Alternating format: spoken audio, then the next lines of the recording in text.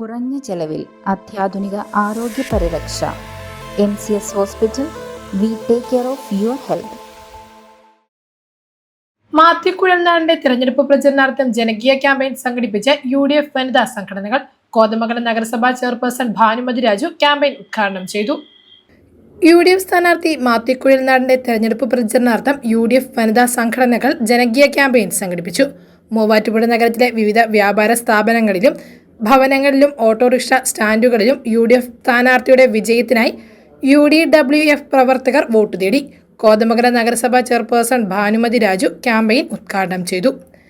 പ്രചരണാർത്ഥം ഇന്ന് മഹിളാ കോൺഗ്രസ് ഇവിടെ എല്ലാവരും തയ്യാറായിരിക്കുകയാണ്. കടകൾ കയറി അദ്ദേഹത്തിന് വേണ്ടി വോട്ടുകൾ അഭ്യർത്ഥിക്കുവാനായി. ഒരു സംശയവും വേണ്ട, ഇവിടെ നമ്മുടെ സ്ഥാനാർത്ഥി വൻ ഭൂരിപക്ഷത്തോടെ, കഴിഞ്ഞതിനേക്കാൾ കൂടുതൽ വോട്ടിൻ്റെ ഭൂരിപക്ഷത്തിനോടെ ഈ നിയോജകമണ്ഡലത്തിൽ നിന്ന് ജയിക്കും എന്നുള്ളതിന് യാതൊരു സംശയവുമില്ല. കാരണം കഴിഞ്ഞ 5 വർഷം അദ്ദേഹം ഈ നിയോജകമണ്ഡലത്തിന് എന്തെല്ലാം വികസന പ്രവർത്തനങ്ങൾ നടത്തി എന്ന് കോതമംഗലംകാരായ ഞങ്ങൾക്കും അറിയാം. എന്തായാലും ഒട്ടേറെ വികസന പ്രവർത്തനങ്ങൾ നടത്തിയ അദ്ദേഹത്തിന് എല്ലാ ഭാവുകങ്ങളും ഞാൻ നേരുകയാണ്. അതോടൊപ്പം അദ്ദേഹത്തിനെ വിമർശിക്കുന്ന, യാതൊന്നും ചെയ്തിട്ടില്ല 5 വർഷം എന്ന് പറയുന്ന ആളുകൾ ഇവിടെ പലരുണ്ട്. ഇതൊരു മത്സരമല്ലേ? ആ മത്സരത്തിൽ എങ്ങനെ സ്ഥാനാർത്ഥികളെ താഴ്ത്തിക്കെട്ടാമോ അതേ രീതിയിലുള്ള പ്രക്രിയകളും പ്രവർത്തനങ്ങളും പറച്ചിലുകളും ഉണ്ടാകും. അതൊന്നും നമുക്ക് കൂട്ടാക്കേണ്ട. നിങ്ങളുടെ കൈകളിൽ ശ്രീ മാത്യു കുഴൽനാടൻ്റെ ഭാവി അല്ലെങ്കിൽ വിജയം സുനിശ്ചിതമാണ്. മൂവാറ്റുപുഴ കേന്ദ്ര കമ്മിറ്റി ഓഫീസിൽ നിന്നും ആരംഭിച്ച് PO junction, Kacherithazhu, BOC, Vellurkunnam market, one way junction എന്നിവിടങ്ങളിൽ വോട്ട് അഭ്യർത്ഥിച്ച് UDF സ്ഥാനാർത്ഥിക്ക് പിന്തുണ ഉറപ്പിച്ചു. മാത്യു കുഴൽനാടൻ മണ്ഡലത്തിൽ നടത്തിയ വികസന രേഖയും വിതരണം ചെയ്തു.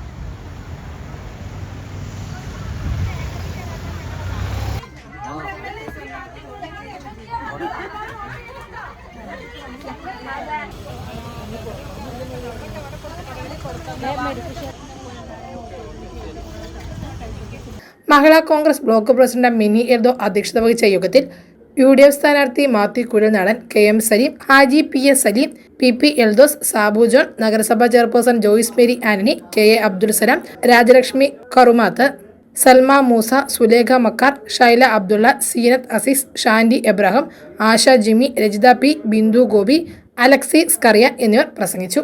News desk Muvattupuzha news. എന്റെ കാഴ്ചയ്ക്ക് ചില ബുദ്ധിമുട്ടുകൾ അനുഭവപ്പെടാൻ തുടങ്ങിയത് ഈയിടെയാ. ആദ്യം ടെൻഷനായി. മകളാ പറഞ്ഞത് അഹല്യയിൽ പോകാൻ. അഹല്യയ്ക്ക് 30 വർഷത്തെ പാരമ്പര്യവും വിശ്വസ്തതയുമുണ്ട്. അഹല്യയിലെ വിദഗ്ധരായ ഡോക്ടർമാരുടെ ചികിത്സ കൊണ്ട് എനിക്ക് എന്റെ കാഴ്ചശക്തി പൂർണ്ണമായും തിരിച്ചു കിട്ടി. ഇപ്പൊ എനിക്ക് ഈസിയായി വായിക്കാം. നേത്ര സംരക്ഷണത്തിന് നമ്മുടെ Ahalya. Ahalya foundation eye hospital, കേരളത്തിൽ എല്ലായിടത്തും.